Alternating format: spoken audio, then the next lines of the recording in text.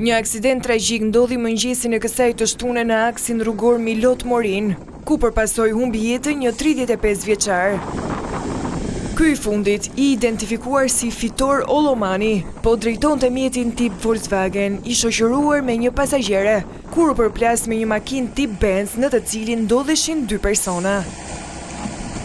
Nga goditja e fortë, 35 vjeçari nga KUKØSI humbi jetën në vend, ndërsa 3 të tjerët morën plagë të shumta dhe u dërguan menjëherë në spitalin e traumës në Tiranë për ndihmë mjekësore.